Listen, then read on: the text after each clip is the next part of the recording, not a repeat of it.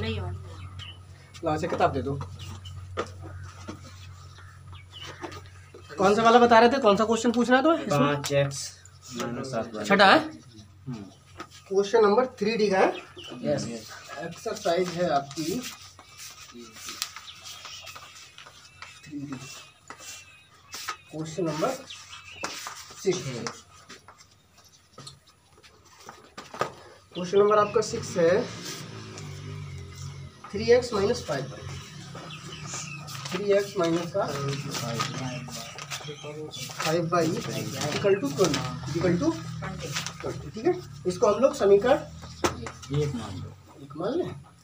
इसके बाद में 6x - 10y इक्वल टू 40, इसको हम लोग इक्वेशन 2 मान। बेटा इस चीज़ को देखो, जो भी हम क्वेश्चन करा रहे हैं ना, उन चीज़ों को एक बार रिवाइज जरूर करो। जो क्वेश्चन करा रहा है उनको रिवाइज जरूर करते रहो। ये नहीं है कि हम करा रहे हैं और आपने कॉपी में लिखा उसके बाद कोई मतलब नहीं, बंद कर दिया, ऐसा नहीं करना है। ठीक है, क्वेश्चन को करते रहो। और अगर यहाँ समझ में नहीं आ रहा तो आपके पास अब ये दूसरा साधन ये भी होगा, यूट्यूब से आप देख सकते हो क्वेश्चन को। ठीक है, इस टाइप से। तो हम लोगों को सबसे पहले क्या करना है, ABC के मान ज्ञात करने। ठीक है,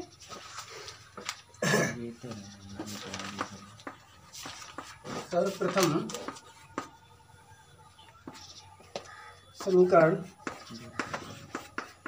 1 व 2 से A बराबर बेटा क्या होगा 3, B बराबर -5 और C बराबर बेटा क्या होगा 20 माइनस का 20। इधर लाके माइनस हो जाएगा ना, माइनस का 20। फिर इसके बाद में बेटा A डैश बराबर हमारे पास में क्या होगा 6, B डैश बराबर -10 माइनस का 10 -10 और C डैश बराबर बेटा क्या होगा -40 माइनस का 40। वज्र गुणन विधि लगाएंगे हम लोग, सूत्र हम लोग सीख चुके हैं। वज्र गुणन विधि,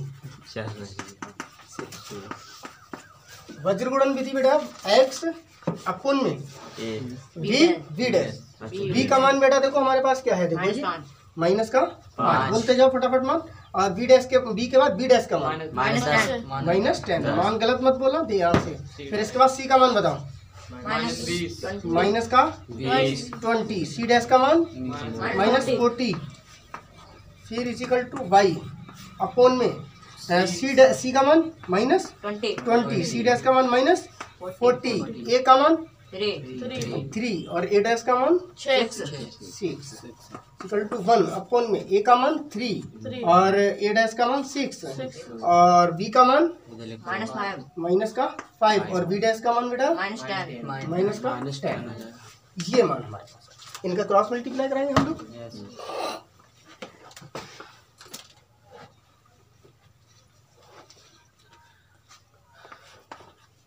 स्टेप से है ना क्रॉस मल्टीप्लाई हमारा। क्रॉस मल्टीप्लाई में x अपोन में देखो 40 पंजे कितना हो जाएगा बेटा 200 और ये माइनस माइनस क्या हो जाएगा प्लस का 200। इसके बाद में 20 दाई कितना हो जाएगा 20 दाई 200 हो जाएगा 200 और ये माइनस माइनस क्या हो जाएगा प्लस। ये तो प्लस हो जाएगा लेकिन ऑलरेडी बीच में माइनस लगना है हमारा, तो कितना हो जाएगा 200। कितना हो जाएगा 200 इसी कट। इसके बाद में y अपोन में 20 चला कितना हो जाएगा 120 और बेटा माइनस है तो माइनस का आएगा 120। ठीक है, इसके बाद में 40 दिए कितना हो जाएगा 120। इसका देखो माइनस चिन्ह है और एक ऑलरेडी माइनस लगता है बीच में, तो ये किसका आ जाएगा प्लस का 120 इक्वल टू 1 अपोन में देखो 10 दिया कितना हो जाएगा माइनस का 30। इसके बाद में 6 पंजे कितना होगा 30। देखो ये माइनस है और एक ऑलरेडी माइनस लगता है तो प्लस का 30। ठीक है बेटा, देखो ये घट जाएगा सीधा, ये सीधा घट जाएगा, ये घट जाएगा, तो ये क्या आ जाएगा 0 इक्वल टू 0 इक्वल टू 0। इसके अनेक हल हैं, ओ भाई यार इसके अनेक हल हैं, आया तो एक भी हल नहीं इसके अनेक हल हैं।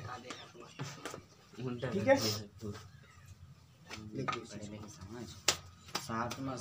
इसके नहीं साथ में इसको नोट करो पहले है।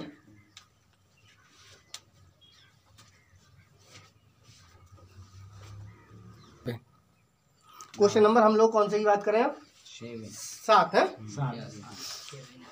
देखो क्वेश्चन नंबर 7 बेटा हमारा है 3x और प्लस 7y। हमें लगता है ये तो कर दिया क्या? 13 है। इसको इक्वेशन फर्स्ट मान लिया हमने और इसके बाद में ये पॉइंट लगे बेटा सब क्या है? सर जाए तो पूरा फंडा है। चलो कोई दिक्कत नहीं, पॉइंट यहाँ लगा लो। परेशानी क्या है? पॉइंट के आगे यहाँ गिनती पॉइंट लगा लो। और अगला है ऐसे करके लिखोगे आप पॉइंट वाला, सब जीरो लगाओगे सबके आगे ऐसे ऐसे जीरो, सबके आगे जीरो लगाओगे जब पॉइंट लगा है। ठीक है, इसके बाद में हम लोग देखेंगे 0.4x। आप इनको सबको ये मान सकते हो कि पॉइंट है ही नहीं, सब संग अंक हैं, तब भी वही इस बात आएगी 0.13।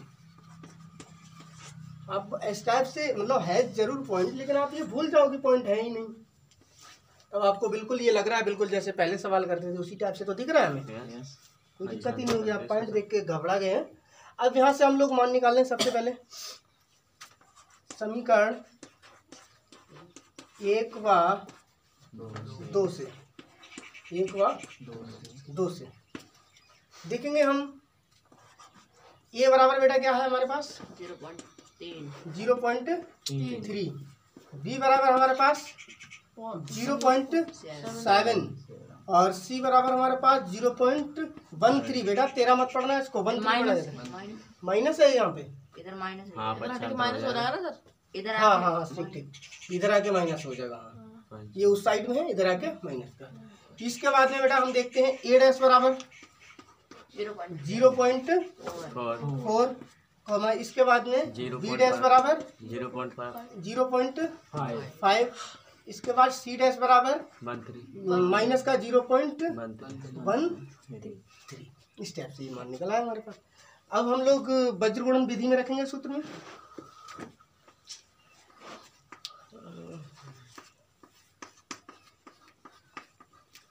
वज्रगुणन विधि से वज्रगुणन विधि x अपॉन v का मान बेटा क्या है? 0.7, v डैश का मान 0.5, सी का मान माइनस का 0.13, सी डैश का मान माइनस का 0.13 इक्वल टू वाई अपॉन में सी का मान बेटा माइनस का 0.13 और सी डैश का मान माइनस बी सी माइनस का 0.13। सी के बाद में बेटा ए का मान 0.3 और ए डैश का मान 0.41 अपॉन में। इसके बाद हम लोग देखते हैं ए का मान 0.3, ए डैश का मान 0.4, फिर इसके बाद बी का मान बेटा हमारे पास 0.7 और बी डैश का मान 0.5। यहाँ तक नोट करो, नोट करके इसका मल्टीप्लाई करके दिखाओ। मैं जल्दी से बता दिया, यहाँ से आगे मल्टीप्लाई करके दिखाओ जल्दी से, नोट करो।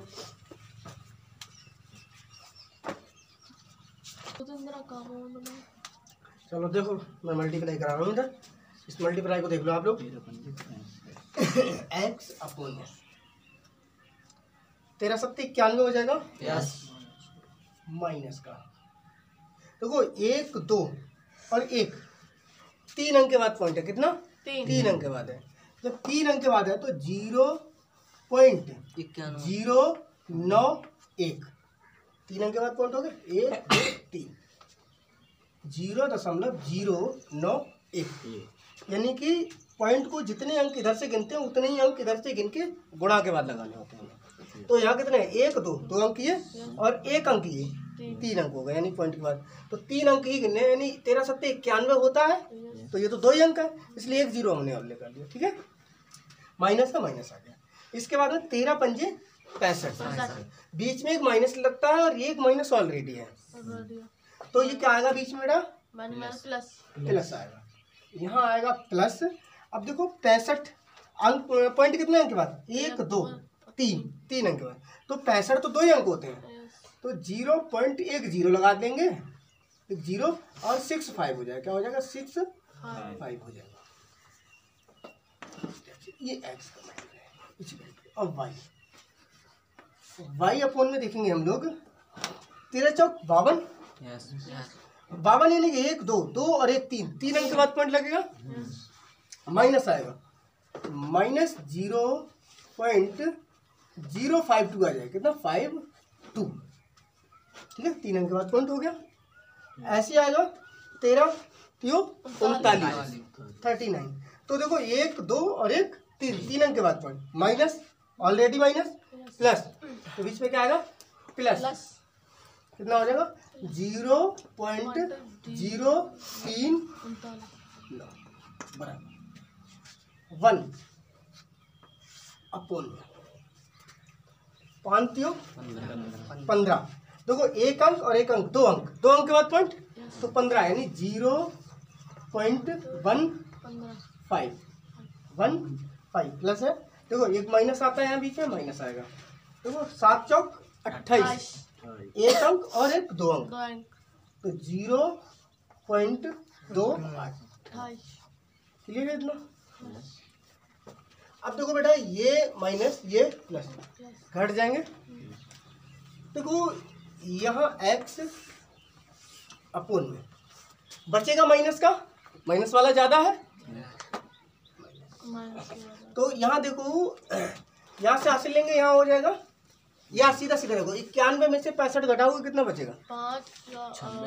26 बचेगा।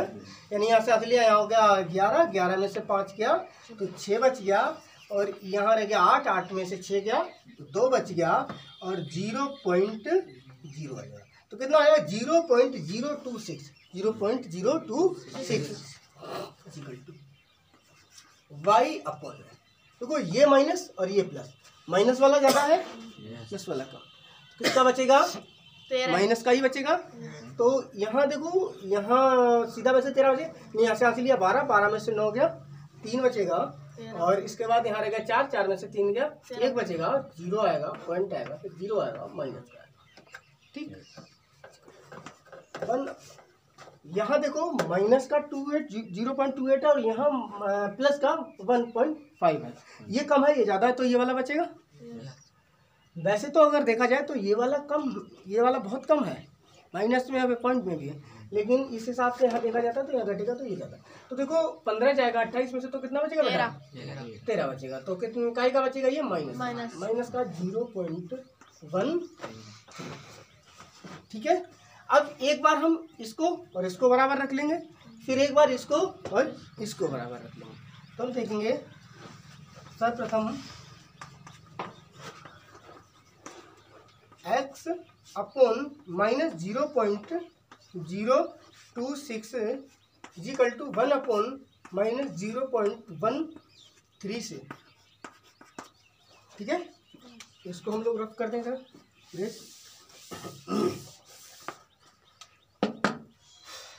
देखो इसके मल्टीप्लाई करा लें, ये इसके साथ और ये इसके साथ, तो ये x इजिकल टू, या फिर सीधा सीधा ये मल्टीप्लाई कराएंगे, ये वाला इसके ऊपर पहुंच जाएगा। कहाँ पहुंचेगा?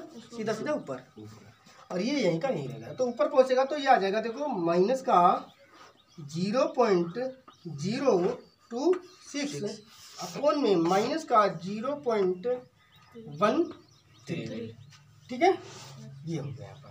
बेटा देखो माइनस से माइनस कट जाएगा हमारा, लेकिन या इस पॉइंट से और इस पॉइंट को हटा देंगे, ये काम हो जाएगा। देखो ऊपर 1 2 3 डिजिट है, नीचे 1 2, नीचे तो 2 ही है, ऊपर 3 है, तो ऊपर ज़्यादा है, कितना अंक ज़्यादा है?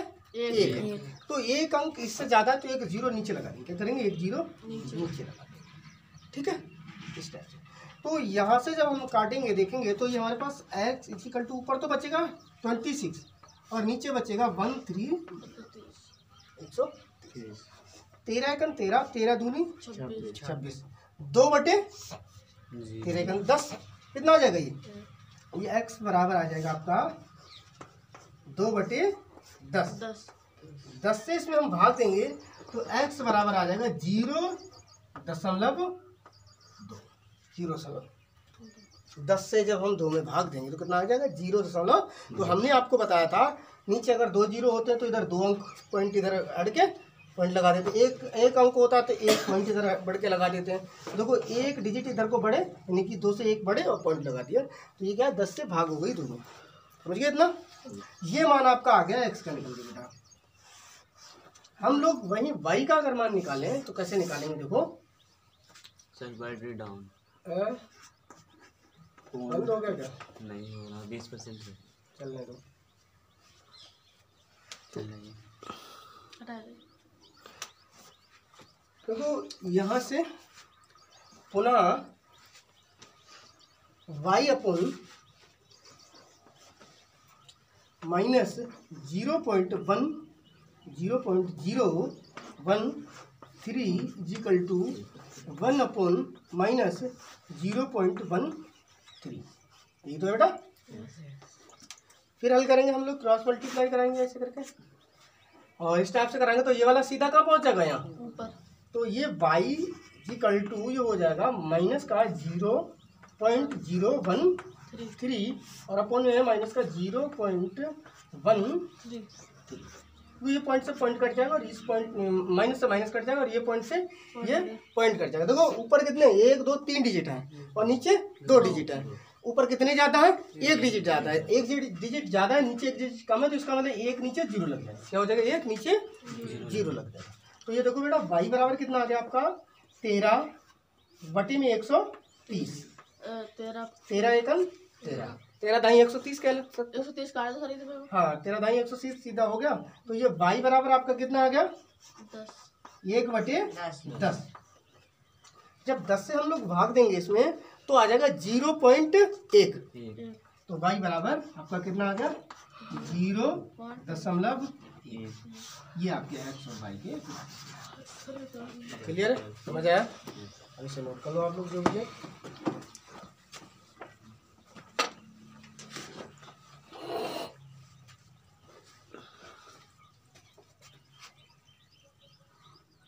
तैयार लगा तो दिखाई देते बस 3 बजे तक मेला देखो और वाली बात हो रहा यार।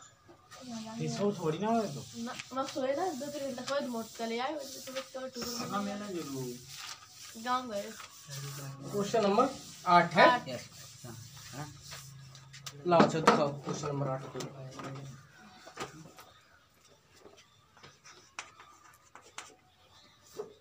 क्वेश्चन 8 है x minus 3y minus 3 equal to. इसको हम लोग इक्वेशन फर्स्ट और इसके बाद में है 3x माइनस का 9y माइनस का 2 इक्वल टू 0। इसको समीकरण 2। ठीक है।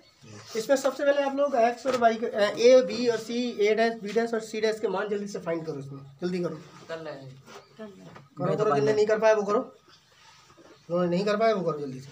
मल्टीप्लाई कराना पहुंचिए मल्टीप्लाई मान फाइंड करो अपने आप, देख लेंगे बाद में भी करो करने देने। देखो यहाँ से हम लोग हम मान कर वो फाइंड कर रहे हैं यानी कि a बराबर क्या आ जाएगा बेटा 1 और b बराबर माइनस का 3 और c बराबर माइनस का 3। ठीक है। इसके बाद में a डैश बराबर देखो 3 और b डैश बराबर माइनस 9 और c डैश बराबर माइनस का 2। क्लियर है।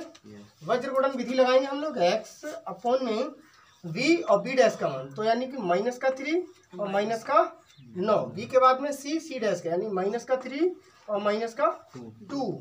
इसके बाद में y अपॉन में देखो c का मान माइनस का 3 और माइनस का 2। c के बाद में बेटा a का मान 1 और a डैश का मान 3। इसके बाद 1 अपॉन में a का मान 1 और a डैश का मान 3। ए के बाद b का मान माइनस का 3 और b डैश का मान माइनस का 9।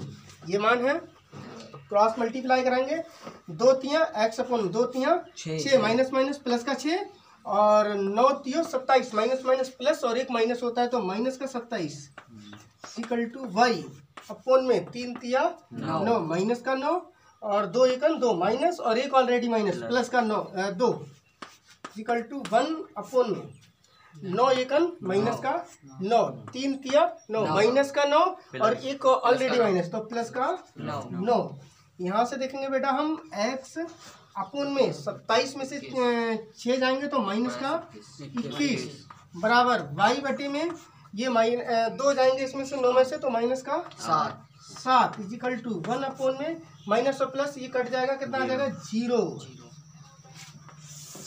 यहाँ से देखेंगे बेटा हम x अपन में माइनस का 21 और इसको बराबर रख लेंगे तो 1 अपन क्या है हमारा 0।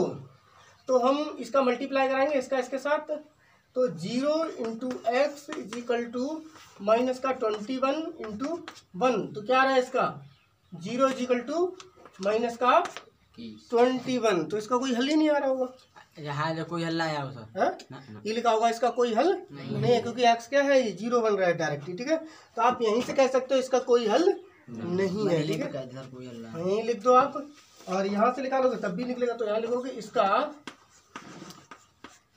कोई हल नहीं है। ऐसे बार बहुत सारी बोर्ड में तो याद है इस बार आ जाते हैं बेटा तो इसमें दिख रहा है ना 0 आ रहा है तो कोई हल है ही नहीं है। x और y के मान अगर 0 हो जाए तो ये x तो ही जो 0 हो गया यहाँ पर x और y अगर 0 हो जाए तो समझो उसका कोई हल है ही नहीं क्योंकि मान निकालते तो x और y के ही है। जब x और y ही नहीं है तो फिर क्या आएगा।